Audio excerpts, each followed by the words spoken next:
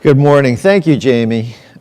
Jamie is responsible for having me here, so if you don't like my talk, go hassle with him. So thank you, Jamie, and thank you, Michael Feldman, wherever you are, having donuts someplace. I'm delighted to be here. I say that whenever I speak, but I'm delighted to be here. If you want a copy of these slides, just go to my website, and how handy is that? Just slides/Nexus, and you can have your own copy of the slides. Now, just the other day, Governor Mike Pence of Indiana, he kind of gave my talk. So, any questions? Now, this is the narrative that we're supposed to be thinking about. It's like the church versus the gay gentleman over there. But I'm here to tell you that every one of us, our picture should be in there, because this is not about gay people, this is about people, and it's not about marriage, and it's not about equality, it's about everybody's rights under the democratic system. So the Religious Freedom Act, the Restoration of Religious Freedom Act, is a power grab. It's a predictable use of power by the religious right, and I want to tell you about that. And the war on sex, which I've been talking about and writing about for a few years, it's in my book, America's War on Sex, and it matters because the religious right is using the issue of sexual regulation in particular to do two things: to undermine secular democracy and to delegitimize science as a factor in public policy. And that's why we need to care about what the religious right is doing in America's War on Sex, and why we need to care about what they're doing about sexuality. Now, if you want to get people to think less, all you have to do is throw the word sex into a room.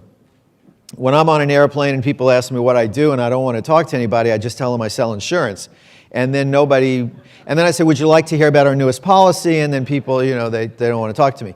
But, if I want attention, all I have to do is tell people I'm a sex therapist, and then, I have friends for life. That's what organized religion does. They see sex everywhere they look, and they can't stop talking about it. Here's just some of the ways in which religion sees sex everywhere.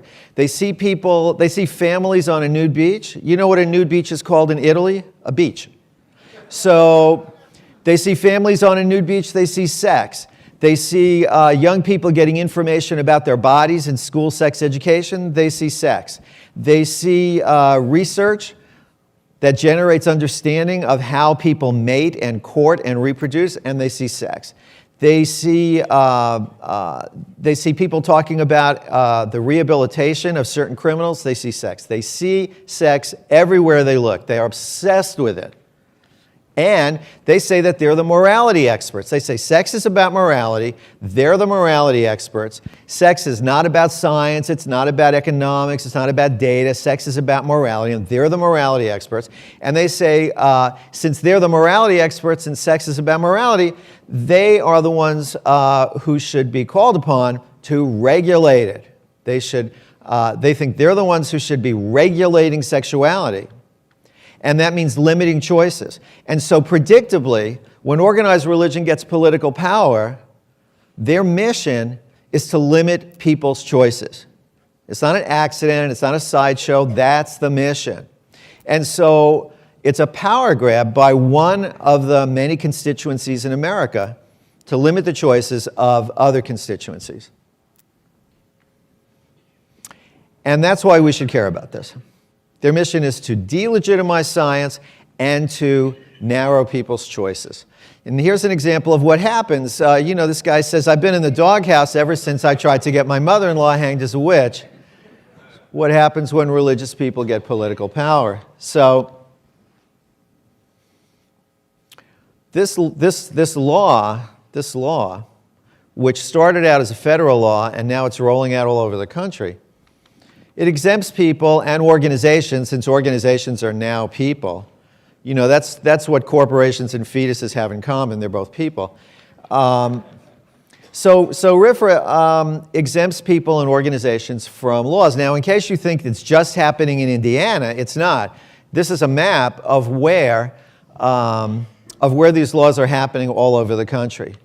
So more than half of the states have some version of this or want to have some version of this. Let's do a quick lesson on the First Amendment. You may have heard of this, the First Amendment. Great idea. I think we should try it sometime. So Congress shall make no law respecting an establishment of religion. So you can't say that in order to run for office, you have to be a certain religion. Of course, try and say, I'm an atheist, I'm running for president. But the idea is that the government is not allowed to say you have to belong to a certain religion. You can't establish a religion. And the First Amendment says that the government can't prohibit the free exercise of religion. Nice and vague. And what's happening is that some people are confusing freedom to worship with the right to practice, with the right to have government support of a religious lifestyle. And that's where we're running into trouble. Everybody has the right to worship. The question about the government supporting a religious lifestyle is where we're getting into a lot of trouble. So maybe you know the word exceptionalism. I talk about the exceptionalism of religion. Organized religion feels that it's different than every other enterprise, and so it gets certain rights, and that it is based, of course, on personal, subjective, non-rational belief. And they're obsessed with sexuality, particularly about boundary violations and particularly around deciding what's normal and what's not normal. So when organized religion gets political power and they pass laws preventing certain groups from doing certain things, it's not because of data, quite the contrary. It's because they have this idea of what's wrong for people to do. And it's interesting that organized religion has a seat at the public policy table, and they aren't required to provide any data to support their position. So, for example, you may know about the drug Gardasil, which if you give to kids before they become sexually active will protect them from HPV. The religious right went after the distribution of that drug, saying that it would lead to promiscuity. No data, and no data required. Because they're the morality experts, they get to talk about this and say, well, that's just our belief. And in fact, the data is actually available, and it's in Europe, and it's to the contrary, which is that kids who have been protected with this drug, they're not more sexually active than other kids. So here are a whole bunch of ways in which organized religion is driving public policy, not only without data to support it, but in most cases, despite what the data actually says, if only they were required to conform to it. So school sex education does not make kids go out and have sex. Believe it or not, kids think about sex before they go to school and after school. It's not like they're not thinking about sex and they go to school and say, oh, gee, sex education, what a great idea. Condom distribution in schools does not lead to more sex.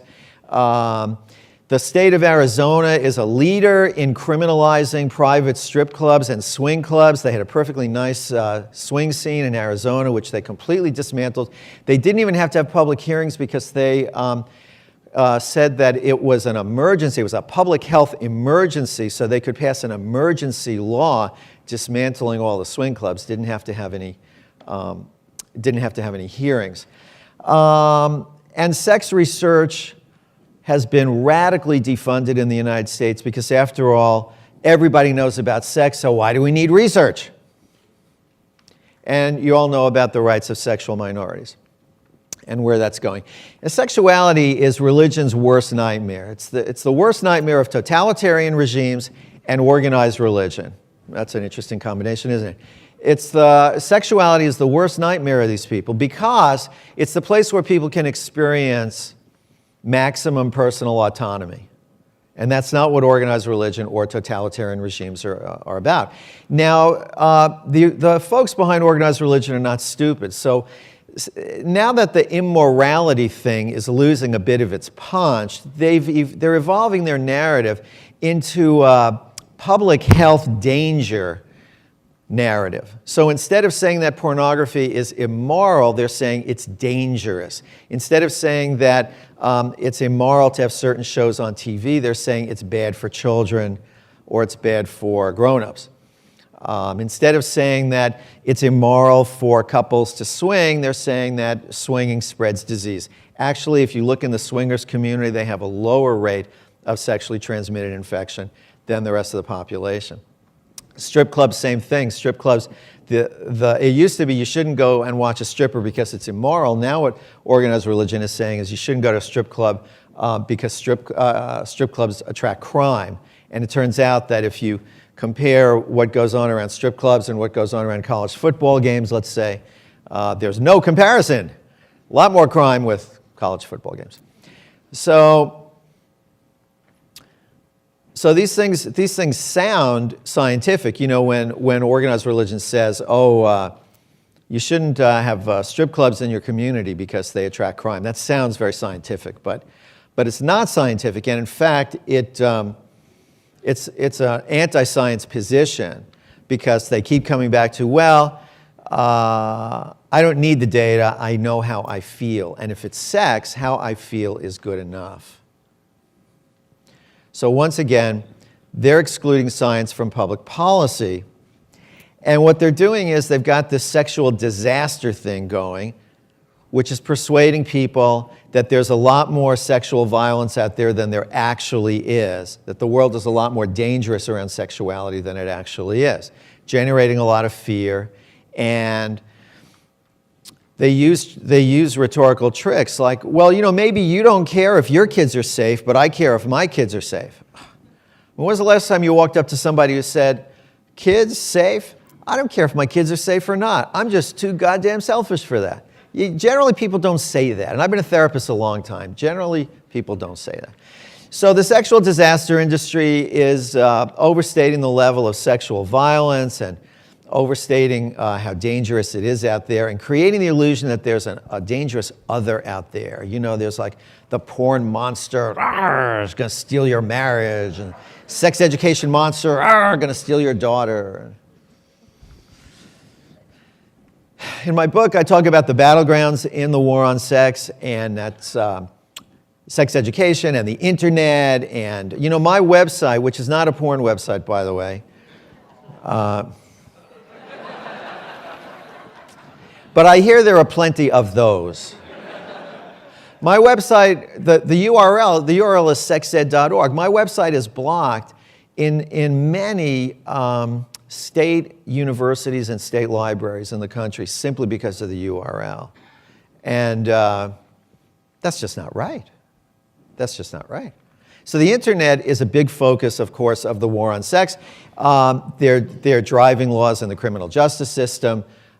They're going after reproductive rights, of course. And their goal is to restrict whatever makes sex more normal, whatever makes sex safer, whatever makes sex more fun, whatever makes sex healthier, whatever makes sex more understandable, whatever makes sex more comfortable. That's what the war on sex is going after. They don't want the normal rules of conventional society to apply to sex, conventional rules like communication and responsibility and honesty and science and all of that. No. They would much rather sex because it's special to be subject to special rules like God's plan and tradition.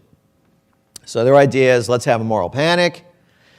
Now, if you ask the organized religion what the problems in American culture are, they'll talk about the porn problem and the promiscuity problem. Promiscuous, that's a person who has sex one more time than you do.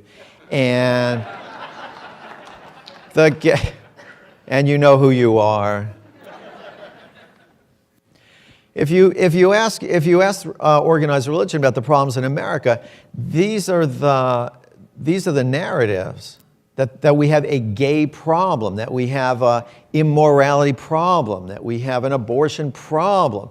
And you all know, because you're oriented to science and rational problem solving, you know that the very first step in solving a problem is how you formulate the problem. So if these are the problems that we agree on that we have in American culture, that's what's going to drive the solutions. Like, what do we do about our gay problem? What do we do about our porn problem? But imagine if we conceptualize the problems in America in a different way. Not that we had a gay problem, but that we had an intolerance problem. Not that we had a porn problem, but that we had a censorship problem. That'd be a lot different. That'd be a lot different. So my work and the work of everyone who's interested in science-based public policy is trying not just to resolve some of the problems that are current in the country, but trying to help formulate the narrative about what the problem is so that the pool of solutions is going to be coming from a rational basis. The religious right uses phony categories. Now, this is something that you can do at home. You don't need me there with you. This is something you can do at home. When you read the newspaper, I know you all read the paper, when you look at your device and you see the day's news, when you are listening to BBC World Service, channel 167, whatever it is, when you are exposed to media narratives, watch out for these phony categories. Here's a phony category. Don't you think we ought to do something about those people who are either keeping library books overdue or murdering people? Don't you think we ought to do something about those people? Yeah, we got to do something about those people. So that's a phony category. People who keep library books overdue and people who murder, that's a phony category. When it comes to sexuality, the organized religion and America's War on Sex, they are filling cultural narratives with phony categories, like porn and child porn. That's a phony category. Those are two completely separate things. Like S&M and violence. Those are two separate things. The DSM-4, used to talk about victims of sadomasochism.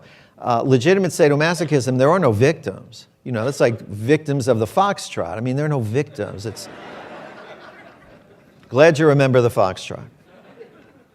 Another phony category, molestation and childhood sexuality. Those are two separate things. When people talk about, what's wrong with Facebook is that young people are getting invitations for sex from friends and strangers. That's a phony category, from friends and strangers. From friends and strangers. Victims of trafficking and prostitution. I've been writing about this new craze now about sex trafficking. People who are really interested in sex trafficking, they are expanding that category as we speak. They're expanding that category now to include all prostitution and all adult films, all pornography, saying that all of the participants in pornography and prostitution are victims of trafficking. And so overnight now, we have 80 trillion people in the US who have supposedly been trafficked. So here are just a couple of examples of how this works in real life. This is the age of first marriage. For the last 150 years, it's been going up, up, up, up, up. And most of you are contributing to that increase. Thank you.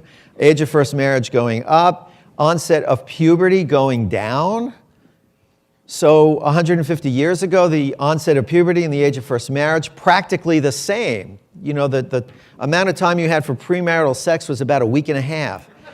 And now, the onset of puberty for a lot of people is 10 or 11. When our bodies start to mature sexually, 10 or 11. Age of first marriage in the United States, now 25 and a half. That's a big area for, you should pardon the expression, premarital sex or non-marital sex. What are these young people supposed to do? Not have sex from the time they're 10 and a half till the time that they're 25. Family Research Council says, if we give this vaccine to young people, they may think, oh, I'm safe, now I can have sex. Yeah, I hear a lot of 13-year-old girls say, Kevin, I'd love to have sex, but I might get HPV and die when I'm 45, so I think I'm going to say no.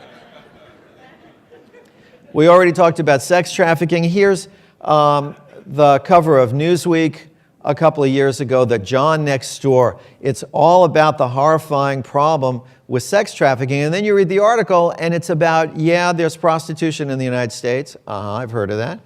And that, according to Newsweek, it's warping people's relationships. No data whatsoever about that. Just scaring the hell out of people. Sex education, the same thing. You may have heard of Laura Bush. I don't know if you're old enough to remember Laura Bush. This whole idea that abstinence is 100% effective. Let's look at people who actually use abstinence. Here are undergraduates. This is from American Journal of Health Education.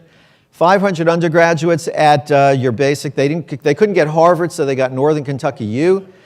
2/3 of the people broke their pledge to be celibate before marriage. This is the Journal of Public Health. 14,000 young people. Half of the students half of the students who broke their virginity pledges, remember 2/3 of people break their virginity pledges, half of them broke their virginity pledges and then denied that they had made that pledge. And what I love here is that 1/3 of the people who pledged virginity until marriage, they had sex and they said they were virgins. I love that. Journal of Adolescent Health, national study of 20,000 young people, 12% of young people who took virginity pledges kept their promise. So people like Laura Bush say, well, they're not using abstinence. Yes, they are using abstinence. This is how abstinence works. You promise to be abstinent and then you're not. That's how abstinence works. That's the science of it. You get 100,000 people who pledge abstinence.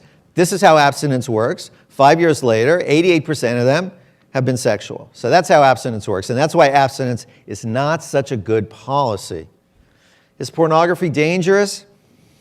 If you were around on New Year's Eve before the year 2000, we might have been sitting around saying, I wonder what would happen if we flooded the United States, if we flooded this great country of ours with free, high-quality pornography. I wonder what would happen. Oops, it happened. We have a naturally occurring experiment. It's amazing.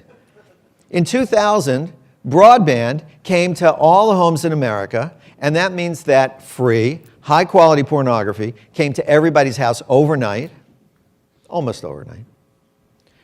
And what would we predict would happen? Well, geez, if everybody had like really high-quality free pornography, we'd all go on a diet and lose weight to look like them, right? Or, gee, if we had free pornography in everybody's house, everybody would get divorced. I mean, who needs marriage and all those hassles when you've got free, high-quality pornography? I have a lot of patients who wonder about that. So what would happen? What would happen? Well, we did the experiment. We've now had 15 years of the experiment. If you flood the United States with free, high-quality pornography, what happens? What happens? The rate of sexual assault goes down. The rate of divorce goes down. The rate of suicide goes down. The rate of teen pregnancy goes down. The rate of child sexual exploitation goes down. I'm too much of a social scientist to say cause and effect. I just noticed what two things happened at the same time.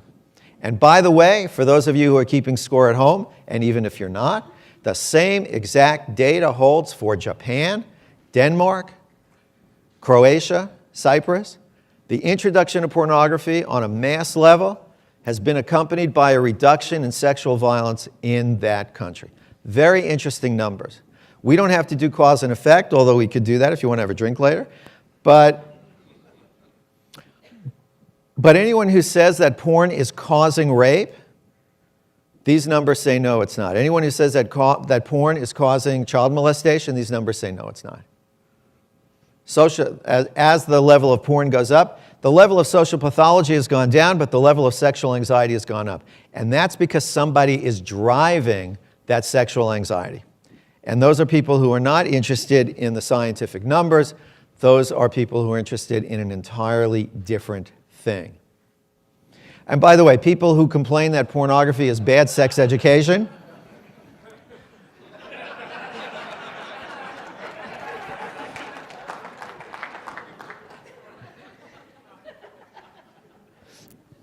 if you don't like the sex education that young people are getting from pornography, support high-quality, comprehensive sex education in school and at home. And by the way, if you're bitching about the lessons that young people are getting about sex from pornography, let's also talk about the lessons that young people are getting about sex when they go to church or some of the other institutions that they're involved with. So how do we respond to this? I'll tell you, the religious right is the main political force in America that takes emotion seriously. And we're not doing a very good job of addressing what people care about. We talk about data, people's eyes kind of glaze over, right? And if we're not talking about emotion, then the religious right takes over that arena of public policy, and they're the ones who talk about emotion. What do people care about? I've been a marriage counselor for 34 years. I can tell you what people care about. They care about danger. They care about their kids getting hurt. They care about their husband or their wife having an affair. They care about whether or not they can get an erection. They care about whether or not their fantasies are kinky. That's what people care about. So we need to talk about that stuff. We need to say things like, well, of course, we all want our children to be safe. We need to say things like, well, fortunately, when we're nervous and we want to do the right thing, but we don't know what to do, we could turn to science and actually get some answers. We need to say, you know, I'd like to answer that question, but it's based on so many assumptions that I'm afraid I can't agree with. Let's actually answer a different question. You know, an elephant is a very interesting animal, but rather than talk about elephants, giraffes, now there's an interesting animal. So let's not necessarily answer the questions that people are putting to us if we don't like the assumptions that are baked into the questions. And let's remind people that we speak with that mostly we care about the same stuff, although we may differ on our ideas about how to create that stuff. And that can be a little bit helpful in balancing people's interests and emotions and balancing our desire to talk about facts. And this shows why communication is so important. No, I said I've got acute angina. So let's remember communication, very important. For more information about the war on sex or sexual intelligence, of course, you can pick up one of my books where they're being sold. I appreciate your attention very much. And again, I want to thank Jamie and Michael for having me. You've been very nice to me. Thank you.